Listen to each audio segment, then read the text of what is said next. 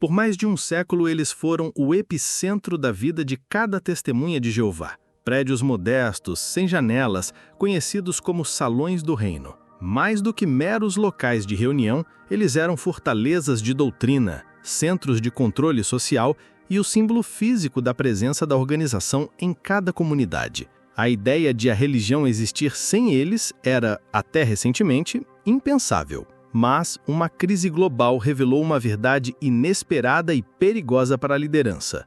Talvez eles não precisem mais de seus salões.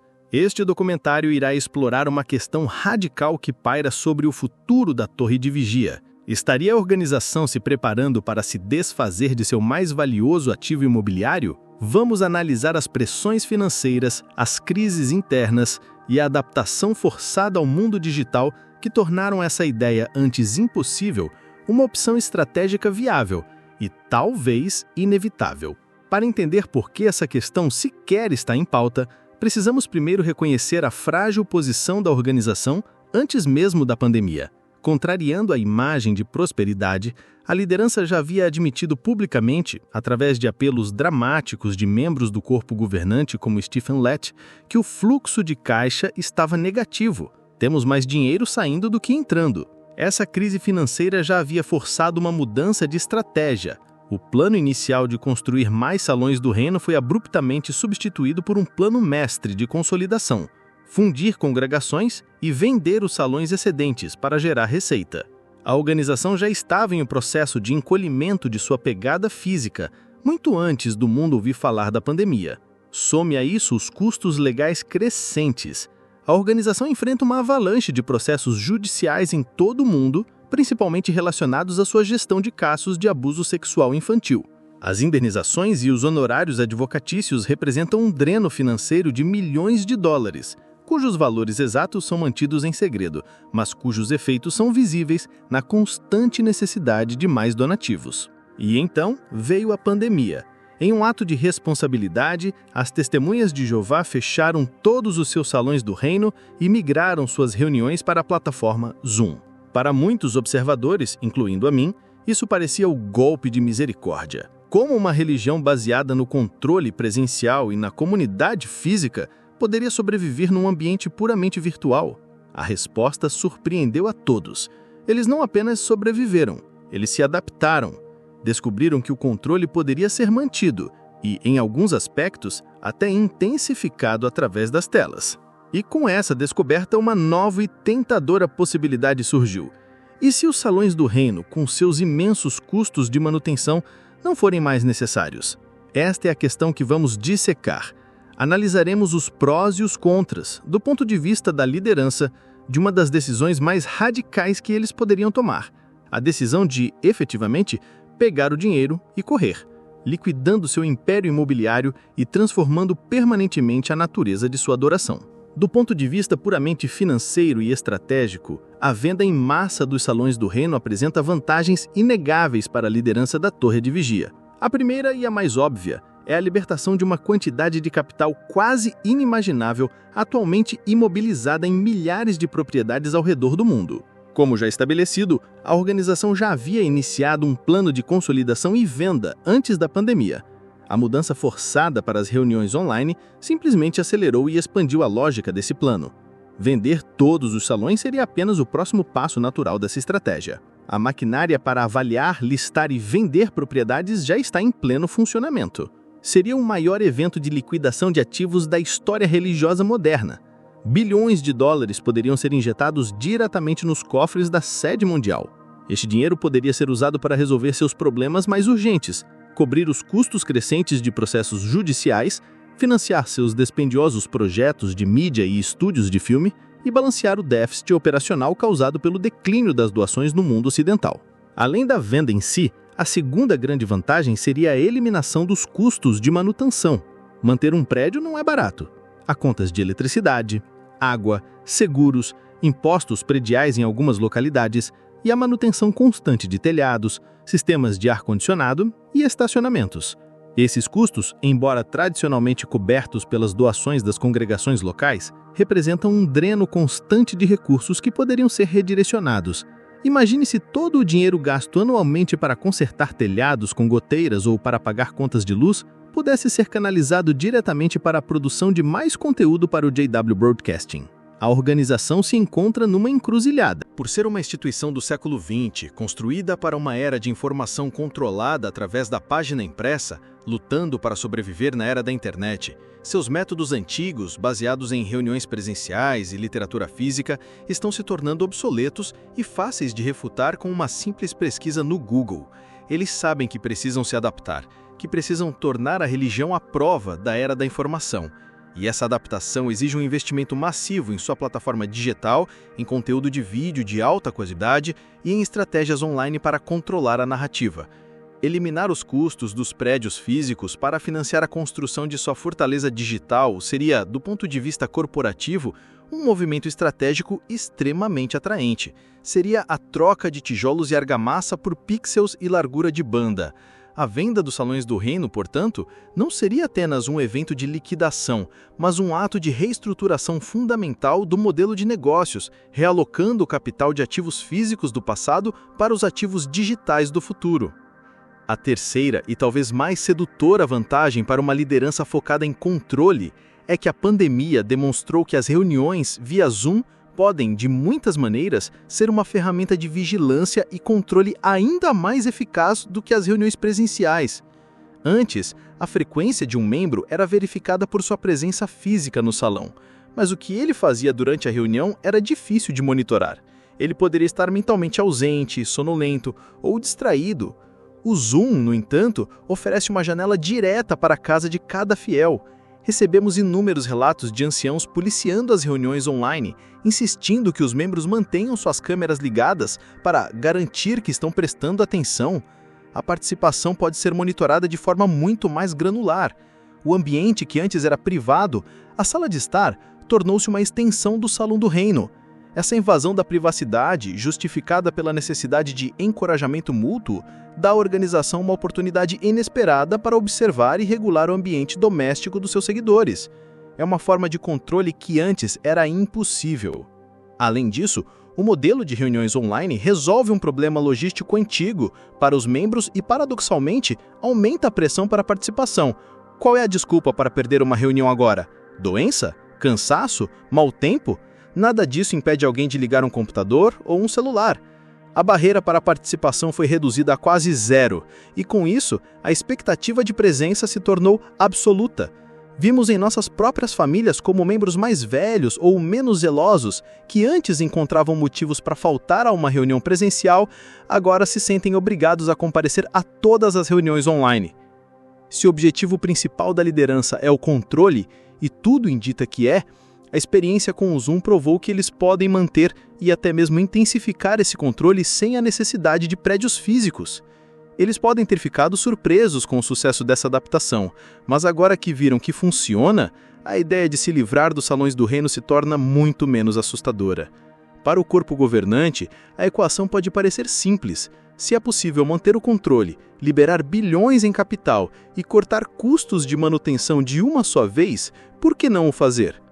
Do ponto de vista de uma liderança autoritária, a pandemia pode ter sido um presente inesperado. Ela forçou uma transição para um modelo de vigilância digital que eles nunca teriam conseguido implementar por vontade própria e abriu a porta para uma reestruturação financeira que pode garantir a sobrevivência da corporação por mais algumas décadas. Apesar das vantagens tentadoras, a decisão de vender os Salões do Reino também apresenta desvantagens e riscos imensos que podem ser catastróficos para a sobrevivência a longo prazo da organização. O primeiro e mais significativo contra-argumento é a perda potencial de seu único motor de crescimento, o mundo em desenvolvimento. É uma coisa falar sobre reuniões via Zoom no mundo ocidental, em países desenvolvidos onde a maioria das pessoas tem acesso a smartphones, computadores e conexões de internet estáveis e acessíveis. É outra coisa completamente diferente esperar que milhões de membros na África, em partes da Ásia e na América Latina migrem para um modelo puramente digital. Nessas regiões, o acesso à internet ainda é um luxo para muitos. Os dispositivos são caros e a conectividade é muitas vezes instável ou inexistente em áreas rurais. O Salão do Reino não é apenas um local de adoração, é um centro comunitário, muitas vezes um dos poucos prédios bem construídos da região. A organização já teve uma amostra do que aconteceria num modelo puramente digital, com os números de 2020, durante o auge da pandemia. Se olharmos para os países que registraram as maiores quedas no número de publicadores, muitos deles foram nações africanas. A barreira digital se mostrou real e imediata. E isso representa um dilema existencial para o corpo governante. Eles precisam da África. Eles precisam do mundo em desenvolvimento. Sem o crescimento nesses países, a organização como um todo entra em declínio numérico global. O crescimento estagnante ou negativo no Ocidente só é mascarado pelos números positivos vindos dessas regiões. Se você remove os salões do reino, você efetivamente corta o acesso de milhões de seus membros mais pobres. Se os membros africanos não puderem mais se reunir, se eles se tornarem inativos porque a barreira tecnológica é muito alta, o crescimento na África para. E se o crescimento na África para, o crescimento global da religião para. E se não há crescimento, há declínio. A liderança, que analisa esses números anualmente, está perfeitamente ciente dessa dinâmica. A manutenção dos salões do reino, especialmente no mundo em desenvolvimento, é essencial para manter a narrativa de crescimento e para sustentar o próprio motor que mantém a organização numericamente viável. Portanto, este é talvez o obstáculo mais intransponível para um plano de venda global. Um modelo de culto via Zoom pode funcionar para controlar os membros em países ricos, mas arrisca aniquilar a base de crescimento nos países pobres, dos quais a organização se tornou completamente dependente para sua sobrevivência estatística. A segunda grande desvantagem de se livrar dos salões do reino é a perda irreversível da identidade e da experiência comunitária da religião. Sim, o controle pode ser mantido via Zoom, mas algo fundamental se perde na tradução digital. Por décadas, a experiência de ser uma testemunha de Jeová esteve intrinsecamente ligada à reunião presencial. O ato de se vestir, dirigir até o salão, cumprimentar os irmãos, cantar junto, sentir a presença física da fraternidade, tudo isso são rituais poderosos que reforçam a identidade do grupo e o senso de pertencimento. Nada supera o contato cara a cara. A organização perderia para sempre a capacidade de realizar o love bombing, ou bombardeio de amor, de forma eficaz com novos interessados. É muito mais difícil fazer alguém se sentir parte de uma comunidade calorosa e acolhedora através de uma tela de computador. A própria experiência de adoração seria permanentemente diminuída. Ela perderia muito da sua atração. A comunidade, o sentimento de ser parte de um coletivo visível e tangível, é um dos principais benefícios que mantém as pessoas em um grupo de autocontrole. Uma imitação disso no Zoom, com suas conexões instáveis e interações impessoais, simplesmente não é a mesma coisa. Além disso, a venda dos salões representaria um rebaixamento irreversível da religião a uma sombra da sua antiga glória. Seria como vender um carro de luxo, como um Bentley, para comprar um carro popular e gastar todo o dinheiro. Uma vez que os salões são vendidos e os recursos gastos, não há como voltar atrás.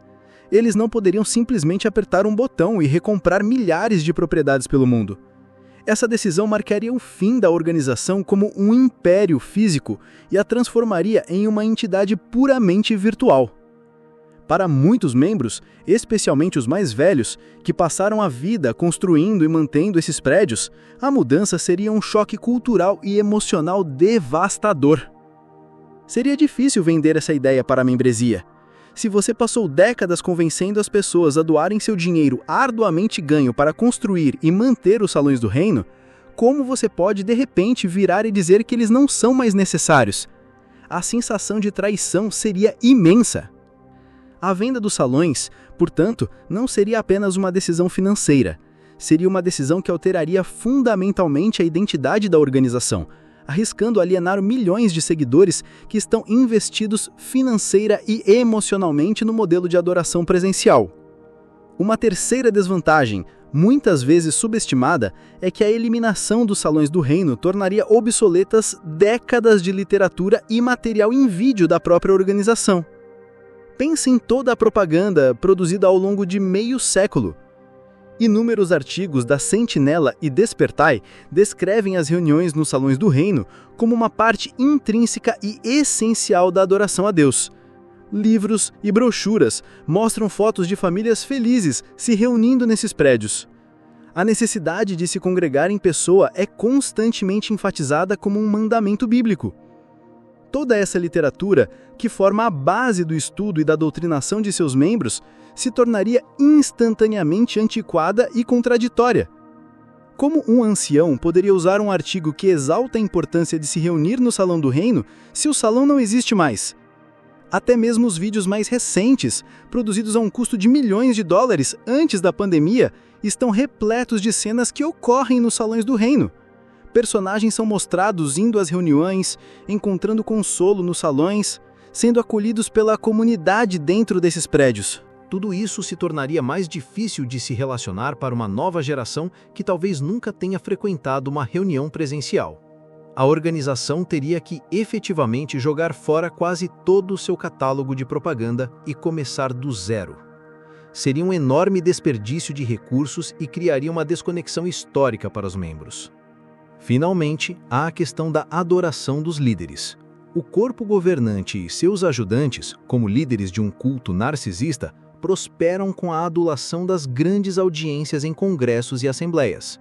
Eles apreciam a interação com o público, os aplausos, a sensação de comandar um estádio lotado de seguidores devotos. Embora a venda dos salões do reino não signifique necessariamente o fim dos grandes congressos, que poderiam continuar em locais alugados, ela removeria a principal forma de interação presencial regular. As assembleias e congressos se tornariam ainda mais cruciais como único ponto de contato físico. No entanto, a ausência das reuniões semanais regulares diminuiria o senso geral de coesão, tornando até mesmo os grandes eventos menos impactantes. A liderança perderia o benefício da adulação constante em nível local, que é replicada em milhares de congregações toda semana. Portanto, a venda dos salões criaria um problema de propaganda massivo, tornaria obsoleto o material de doutrinação existente e diminuiria a experiência comunitária que é tão central para a identidade do grupo e para a satisfação egóica de seus líderes. Após pesar os prós e os contras, o que podemos concluir sobre o futuro dos salões do reino? Acredito que a venda em massa não é uma questão de se, mas de quando e como. É a opção nuclear da organização, uma carta que eles agora sabem que podem jogar, mas que só o farão em um cenário de crise absoluta. A pandemia da Covid involuntariamente proporcionou ao corpo governante a experiência de campo perfeita. Eles agora sabem, sem sombra de dúvida, que em um cenário de pior caso, eles podem operar a religião de forma puramente virtual. Eles sabem que podem manter o controle sobre a maioria de seus membros em países desenvolvidos através do Zoom. Esta é a sua opção de recuo, o seu plano de emergência. Se a pressão financeira se tornar insuportável, se os processos judiciais começarem a drenar suas reservas a um ritmo alarmante, eles sabem que têm uma saída: liquidar seu império imobiliário para gerar fundos. A venda dos salões, portanto, sempre será a sua opção de último recurso. Eles não o farão com alegria, farão com relutância, porque, como analisamos, as desvantagens são imensas e a mudança seria irreversível. Uma vez que os salões forem vendidos e o dinheiro gasto, eles não poderão simplesmente reconstruir seu império físico. Seria um rebaixamento permanente da organização a uma sombra de sua antiga glória. Eles sabem disso. Portanto, quando e se virmos a organização começar a vender seus salões do reino em massa, não será um sinal de modernização entusiasmada. Será um sinal de desespero. Saberemos que as coisas estão realmente ruins financeiramente. Saberemos que eles estão fazendo isso porque foram forçados a um beco sem saída e precisam de fundos para apagar os incêndios causados por suas políticas e por sua imagem pública tóxica. A velocidade com que eles se movem nessa direção dependerá em grande parte de quão ruins as coisas se tornarem. A venda dos salões é o seu botão vermelho financeiro. Enquanto puderem, tentarão manter o modelo híbrido, com reuniões presenciais onde for possível, especialmente no mundo em desenvolvimento. enquanto continuam a consolidar e vender propriedades seletivamente no Ocidente. Mas a opção de se tornar um culto via Zoom agora está permanentemente na mesa graças à Covid. É a sua apólice de seguro para o apocalipse, não de Deus, mas o financeiro. A questão do futuro dos salões do reino transcende a logística e as finanças. Ela vai ao coração da identidade e da alma da organização das Testemunhas de Jeová. Por um século, foi uma fé de tijolos e argamassa, uma comunidade construída em torno de prédios físicos, que eram o centro da vida social e espiritual. A revelação trazida pela pandemia é que essa fundação física pode não ser mais essencial para o que a organização realmente se tornou, uma corporação de mídia e uma entidade de controle ideológico. A verdadeira adoração e o verdadeiro controle podem ser administrados tão ou mais efetivamente através de telas e cabos de fibra ótica. Estamos, portanto, à beira de uma potencial transformação histórica. A organização pode estar prestes a alcançar um ponto de inflexão onde a manutenção de sua infraestrutura física se torna um passivo maior do que um ativo. Seus problemas são crescentes: uma marca tóxica, um produto, a religião, difícil de vender na era da informação, e uma geração mais jovem que está despertando e se afastando em massa. O declínio parece inevitável. Nesse cenário, a venda dos salões do reino deixa de ser uma ideia radical e se torna uma estratégia de sobrevivência lógica. Seria a forma de a organização se encolher, se entrincheirar e usar seus vastos recursos de capital para lutar uma longa batalha defensiva nos tribunais e na internet. Apenas porque é possível para eles operarem uma religião sem salões do reino, não significa que seja desejável. Seria, como já dissemos, um rebaixamento irreversível e uma admissão de que a sua era de ouro de expansão física acabou para sempre. Portanto, a próxima vez que você passar por um salão do reino, olhe para ele não apenas como um prédio, mas como um símbolo de uma encruzilhada. Ele representa o passado de uma fé presencial e o futuro incerto de uma corporação que pode, a qualquer momento, decidir que os tijolos valem mais como dinheiro no banco do que como locais de adoração. O dia em que eles começarem a vender os salões em massa será o dia em que saberemos que o fim para a organização como a conhecemos está de fato muito mais próximo do que eles gostariam de admitir. Obrigado por acompanhar esta análise. Se você encontrou valor nessas reflexões, não se esqueça de curtir, compartilhar e se inscrever no canal para mais vídeos que ousam olhar para além da fachada. E agora, para você que ficou até o final e faz parte de verdade dessa comunidade, quero abrir meu coração. Muita gente percebeu que eu fiquei quase um mês sem postar e até me perguntou o que tinha acontecido. Essa pausa foi por um motivo delicado e, para explicar direitinho, gravei um vídeo separado, não listado, só para quem realmente acompanha e se importa. O link está no primeiro comentário fixado e também na descrição. E eu queria pedir uma ajuda importante. Quando a gente fica um tempo sem postar, o YouTube entende que o canal sumiu e acaba cortando muito o alcance dos vídeos. Ou seja, menos pessoas recebem a notificação e a gente perde aquele ritmo que tinha antes. Então, cada curtida, cada comentário e principalmente cada compartilhamento agora faz uma diferença enorme para o canal se recuperar. Se você sente que o que fazemos aqui tem valor e pode ajudar outras pessoas, considere também apoiar o canal financeiramente. Qualquer contribuição já ajuda demais. As chaves Pix e o link do PayPal estão na tela e na descrição. Mas se não puder contribuir desse jeito, tá tudo bem. A forma gratuita mais poderosa de ajudar é compartilhar esse vídeo público que você acabou de assistir. Manda para um amigo, coloca num grupo. Cada compartilhamento é como se você estendesse a mão para alguém que pode estar precisando ouvir isso. Obrigado por terem paciência comigo, por cada mensagem e por continuarem aqui mesmo com as pausas. Espero vocês no vídeo não listado para a gente conversar melhor. Valeu de coração e até a próxima.